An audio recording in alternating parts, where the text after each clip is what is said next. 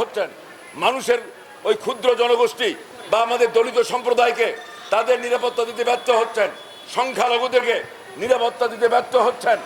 আপনারা এজেন্ডা পরিবর্তন করে আমরা দেখেছি ফ্যাসিস্ট হাসিনার পতন হয়েছে, ফ্যাসিজমের পতন হয়নি। আমরা দেখছি আরেকটি ফ্যাসিজম আমাদের দিকে আসছে কিনা। এই জুলাই আগস্টের অভ্যুত্থানের মধ্য দিয়ে যে সরকার গঠিত হয়েছে সেই সরকার জনগণের সাথে ইতিমধ্যে বিশ্বাসঘাতকতা শুরু করেছে কিনা সেটাও আজকে আমাদের দেশবাসীকে ভেবে দেখার সময় হয়েছে। আমি আর কথা বাড়াতে চাই না।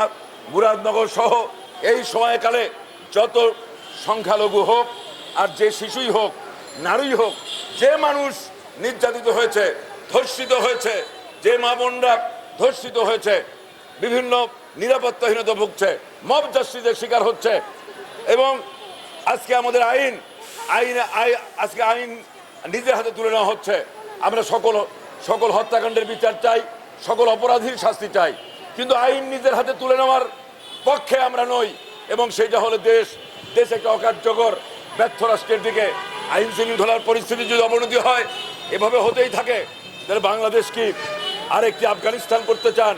বাংলাদেশ কি একটি লিবিয়া, সিরিয়া আরেকটি অকার্যকর ব্যর্থ রাষ্ট্রের দিকে? সেই ডিজাইন কি দেশের সাম্রাজ্যবাদী আধিপত্যবাদী শক্তি কি সেই ডিজাইনের দিকে অগ্রসর হচ্ছে কিনা? দেশবাসী ইতিমধ্যেই সেই প্রশ্নগুলো করা শুরু করেছে।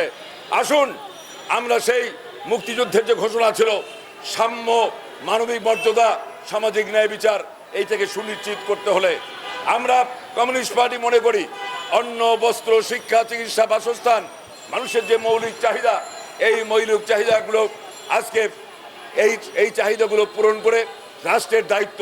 এবং রাষ্ট্রের দায়িত্ব হলো সকল ধর্ম বর্ণের মানুষকে নিরাপত্তা দেওয়া, তার অধিকার প্রতিষ্ঠা করা এবং তার জন্য রাষ্ট্র ব্যবস্থা নেওয়া।